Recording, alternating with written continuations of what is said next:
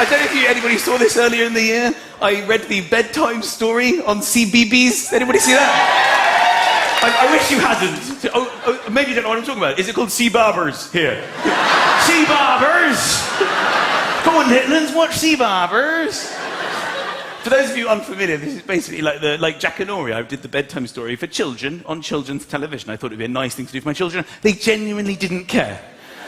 I was like, look, Daddy's on the telly reading stories. They're like, I've heard that one. But I'm on the TV. I don't care. I want another story. I want to watch the other channel. So I ended up possibly committing career suicide by becoming a children's television presenter, which was unavoidable. If you're a children's television presenter, there are basically rules. You have to be involved in an activity before suddenly realizing you're on TV. You can't just start a show to the camera. You have to be doing something before going, oh, hello, I'm Michael. You can't just go straight into it. And I said to them, I don't want to do that, because it's embarrassing. No, sorry, you have to stick to the script. Script? What script? I thought I was just reading a book. Oh no, there was a script. I had to talk to a penguin, a fluffy penguin. I had to sit on a children's bed talking to a penguin and go, hello, Mr. Penguin. Where have you been? Oh, the Antarctic. And they said, cut! I was like, well, what's the problem? They said, can you let the penguin talk? I'm like, what are you talking about? It's a fluffy toy. They said, no, you need to leave gaps so where the penguin would be talking. Come on, Michael, take it seriously. I'm like, all right, fine. Hello, Mr. Penguin.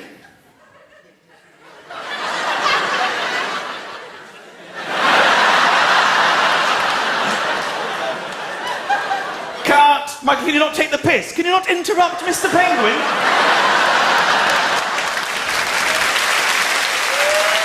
So he went where? So I had to take it seriously. I was going to be there all day. So we went where? To the Antarctic, then I had to do the whole thing. Hello, I'm Michael, and today's story is called Captain Flynn and the Pirate Dinosaurs. If you want to have a laugh, it's on iPlayer, okay? It's extremely embarrassing. I had to read 5 stories as well. I had to do the whole week. And you can tell as the week goes on, I get more and more pissed off. On Monday, it's very much, hello, by Friday. All right, when am I going to get out of here? And then at the end of the story, you close the book, and they were very serious about this. They said, make sure you look down the barrel of the camera and go, night-night, children. Which is sweet, because it's the bedtime story. But as I say, I have children. I have 2 children, and night-night is simply not part of the putting to bed routine, all right? I'm nowhere near night-night when I put my children to bed. This is an unrealistic interpretation of bedtime with children, all right? I start angry. I don't build to anger anymore. I used to build, now I start with 5 minutes! And then bed. Don't you mess with me tonight. 5 minutes. I'll be back here in 5 minutes on the dot. Then you're going to bed. That's just getting them into bed. Then it just carries on. Go to sleep! Don't you mess with... Close your... You have to remind them how it works. Close your eyes and go to sleep. I have no idea how exhausted I am and your mother is because of this. Go to sleep. You selfish little shit. Close your eyes and go to sleep. Enough is enough. Do you know that your mother and I haven't had sex in weeks because of this? Do you know that sometimes she says to me in the afternoon, oh, maybe tonight, Michael, you'll get lucky when the kids are asleep. You're never asleep! Go to sleep! Night-night. That's pretty much how it goes. Don't get me wrong. Night-night is part of it. It's just when they're already asleep. You never love your children more than when they're unconscious but still breathing. It's a lovely moment. Look at my little man. Oh, night-night, darling. Daddy's little soldier. Oh, Daddy loves you. Darling, look what we did. Oh, look what we made. Oh, isn't he lovely? Night-night. I'm still awake! Go to sleep!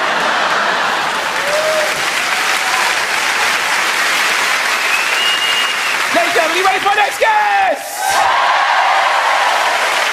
Please give all your love to one of the finest comedians in the country, one of my absolute favourites. Let's find out why. Please welcome the wondrous Mr. Mike Gunn is here! Wow.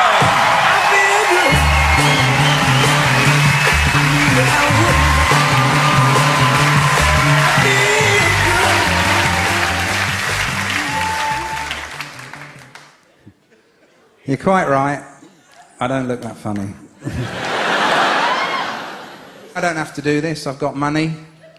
Admittedly, all tied up in my parents' house. Where there's a will, there's a way. You've thought that, haven't you? It's a nightmare, isn't it, huh? The constant waiting. I mean, my mum's been dead for years, but my daddy's just clinging on.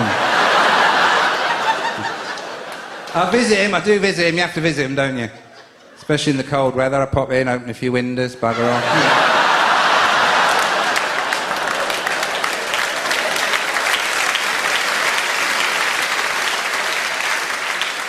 Sometimes I go round and see him unexpectedly, you know.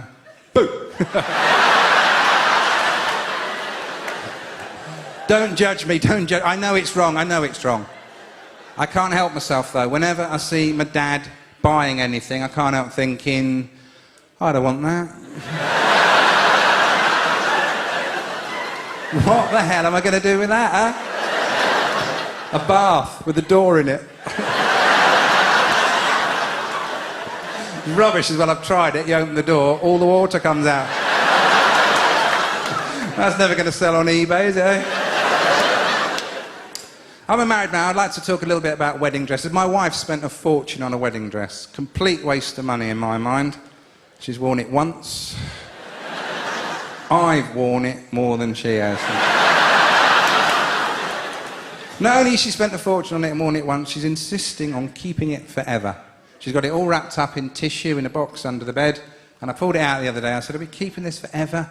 She went, yeah, it's romantic. And I was like, okay. And then she said, it'd be really romantic if when I die, I could be buried in it. I said, well, you better hope you die of some kind of wasting disease.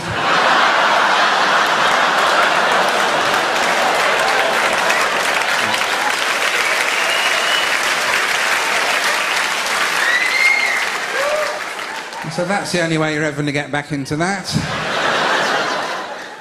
I could chuck it in on top if you want. You could wear it like a bib.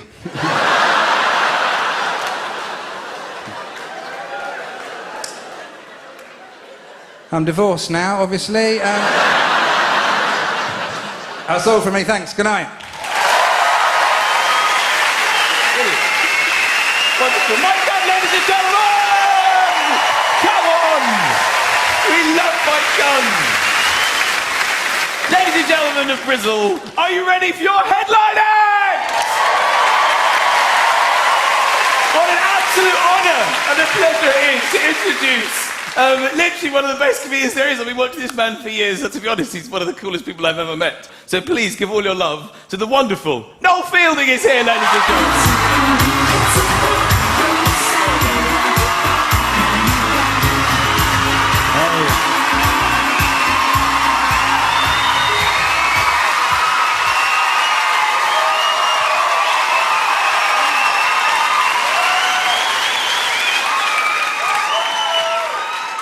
Oh, Bristol, you cheeky little otters, how are you? Oh, you're such a lively little bunch. I'd love to leap in and suckle your heads like Chupa Chup lollies. What a room, lovely room. It's like an enormous Guess Who board. If everyone with a goatee beard and glasses could lean forward. Imagine if I did the whole gig like this.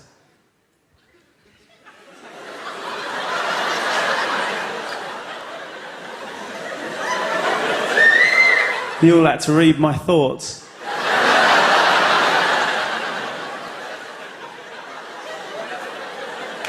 That way, if it was a shit gig, it'd be your own fault.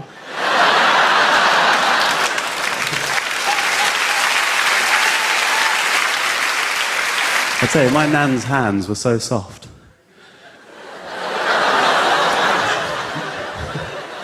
That's not even it. My nan's hands were so soft. She once caught a bubble and her hands burst.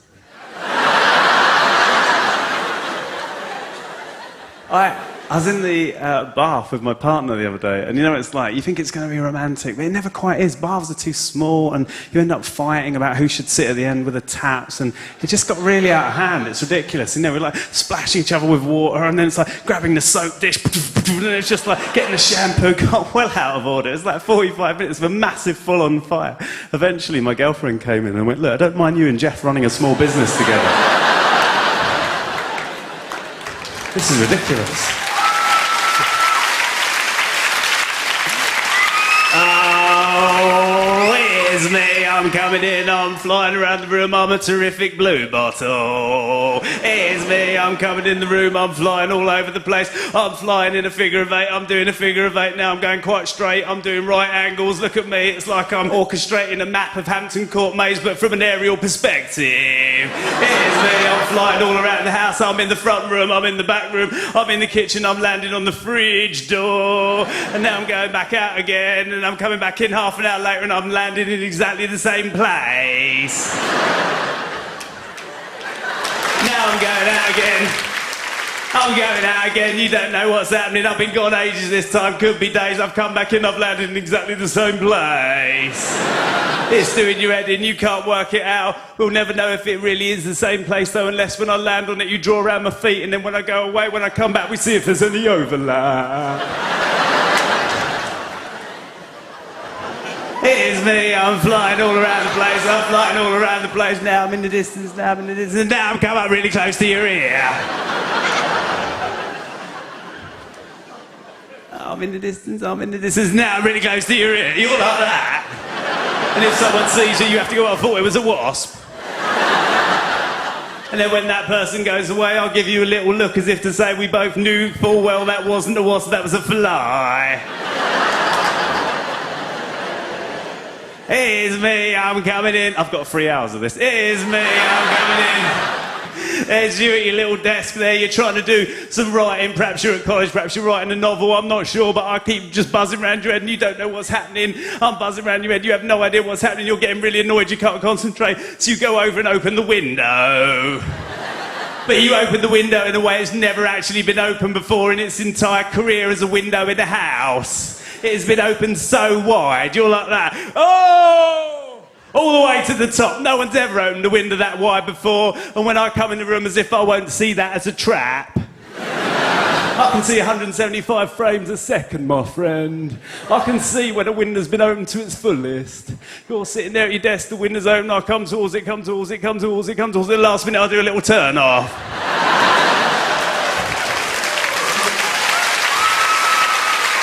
Here I come, I've actually gone through it, you can't believe it, you've jumped up out of your desk, you've slammed it shut, you think you've won, you're doing a victory dance, but I'm behind your head.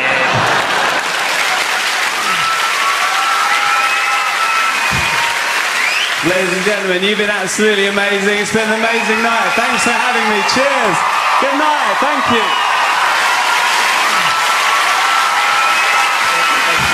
Don't feel me, ladies and gentlemen, marvellous. Building. Fantastic. Let's hear it for all the acts. We have Sean Walsh, what a legend. Sean Walsh. The fantastic Hal Crondon was here. Mike Young was here. Wasn't he wonderful? And the absolutely fantastic headliner, No Building. Thank you very much, Bristol. Good night, brother.